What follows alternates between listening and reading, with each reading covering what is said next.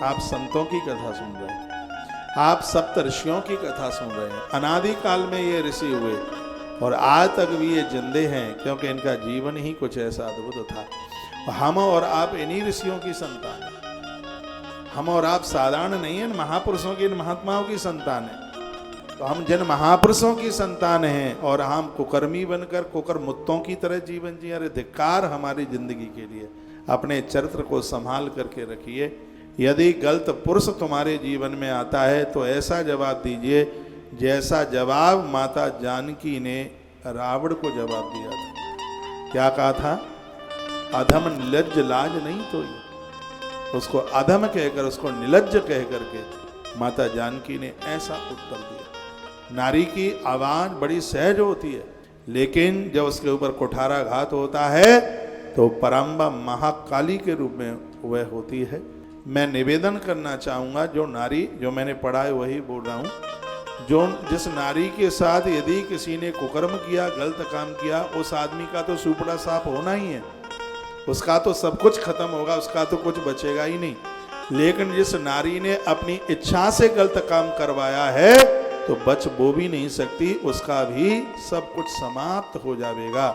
मैंने बहुत बार निवेदन किया है, जिस देश में नारी ने अपने धर्म को सुरक्षित रखा है वहां के पुरुष सुरक्षित बच जाते हैं। यदि नारी ही अपना धर्म उतार करके रख देगी तो फिर वहां पुरुषों की खैर कैसे होगी। जीवन में चरित्र कोई चीज है, और हम ये कहें कि रुद्राक्ष पहन लें, तुलसी पहन लें और कुकर्म करते रहें तो पुण्य तो कुछ मिलेगा नहीं, अपराध और ज्यादा लग जाएगा। इसलिए इन सब चीजों को धारण करने के लिए ये नियम है और नियमों का हम पालन जरूर करें। इस मृत्यु लोक में, हम ऋषियों के इस लोक में हम देवताओं जैसा जीवन जी सकते हैं। संसार की वासना है भोग, दाद, खाज, खुजली की तरह, बाद में पछताने के अलावा और कुछ भी नहीं है। इसलिए सावधान होकर के जीवन जिया जाए, वही जिंदगी है। हमारे जीवन में से हम खुशबू आनी चाहिए। बताते हैं माता द्रौपदी चलती थी, उसमें से मोगा के फूलों की खुशबू आती थी। भगवान श्री कृष्ण चलते थे, उनकी देह में से गोपी चंदन की खुशबू आती थी। महात्मा पाराशर चलते थे, उनकी देह में से फूलों की खुशबू आती थी। भगवान ऋषभदेव की कथा भागवत जी में आती है, उनका मल विसर्जन होता था तो उसमें से भी पुष्पों की खुशबू आती थी। ऐसा क्यों?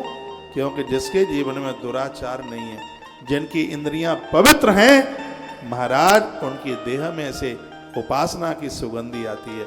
हमारा जीवन कुछ ऐसा बने। हम महात्मा कश्यप की कथा सुन, ऐसे कश्यप की देवता जिनके पुत्र आकर के बने, आज दुनिया को प्रकाश देने वाला सूर्य नारायण जिनका बेटा बन गया। सप्त ऋषियों में ऐसे महात्मा की कथा हम और आप सुन रहे हैं, और उनकी हम संतान हैं, तो हम अपने पूर्वजों की लाज रखने के लिए जीवन में कोई गलत काम न करें। कसम खाएं, अब खाई सो खाई, आगे के लिए राम दुआई। जो गलतियां हुई हैं अनजान में हो गई हैं, लेकिन अब भविष्य में कभी भी हमसे कोई किसी भी प्रकार की गलती नहीं होगी। जरूर ऐसा विचार हम करें। एक बार जयकारा लगाइए, बोलो भक्त वत्सल भगवान की, श्री हनुमान जी महाराज की जय हो। तो महात्मा कश्यप की महिमा इसलिए और ज्यादा बढ़ गई क्योंकि इन्होंने सूर्य नारायण को धरती पर उतारा। ये वही सूर्य नारायण है विश्वकर्मा जी ने जिन्हें अपनी बेटी दे दी। विश्वकर्मा जी जो देवताओं के भवन बनाते हैं, उनकी एक बेटी थी जिसका नाम था संज्ञा। उन्होंने अपनी बेटी संज्ञा का विवाह सूर्य देवता के साथ में कर दिया।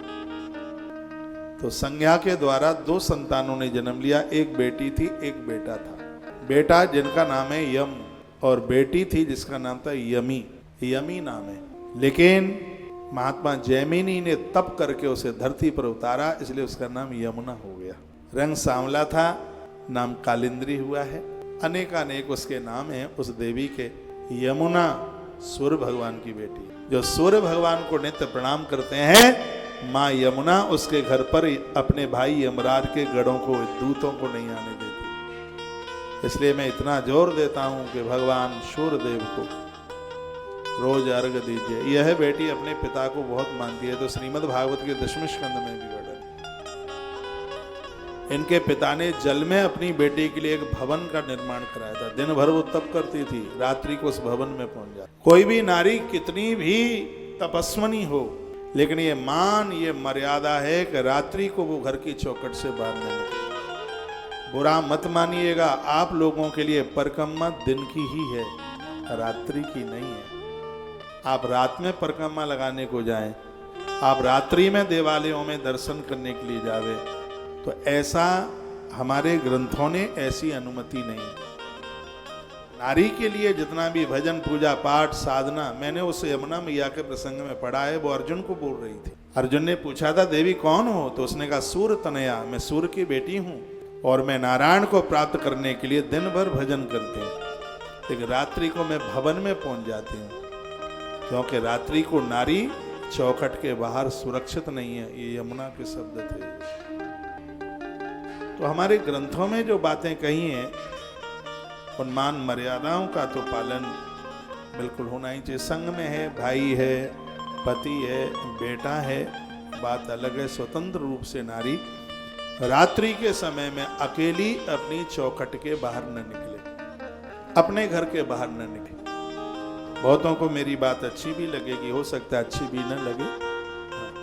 एक बार जयकारा लगाइए, बोलो भक्त वत्सल भगवान की जय। तो सूर्य भगवान को अपनी बेटी अति प्रिय है। आज भी केसी घाट पर भगवान सूर्य नारायण हर सप्तमी को अपनी बेटी से मिलने को आते हैं। ये हमने वराह पुराण के माध्यम से बात कही थी। केसी घाट है ना यहाँ वृंदावन में, बड़ी महिमा। यमराज आज भी मथुरा के विश्राम घाट पर अपनी बहन यमुना को मिलने को आते हैं। साल में एक दिन ऐसा होता है, वो अपनी बहन के आंगन में भोजन पाके जाते हैं। वो दिवाली के दूसरे तीसरे दिन आती है द्वितीया, उसका नाम ही यम द्वितीया है।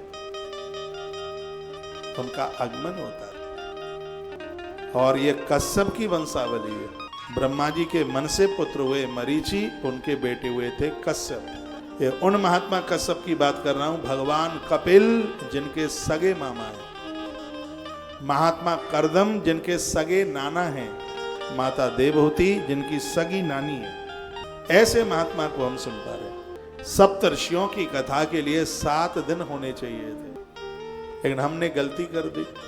7 दिन में हमने 2-3 कथाओं का कार्यक्रम रख दिया। 7 दिन में हमें एक ही कथा करनी चाहिए थी। या तो पंचकन्याओं की कथा पूरे 7 दिन करनी चाहिए थी, या सप्तर्षियों की कथा पूरे 7 दिन करनी चाहिए थी। चलो कोई बात नहीं है, ये कुंभ का मेला नहीं है, 12 साल के बाद आएगा। घर की पंचायत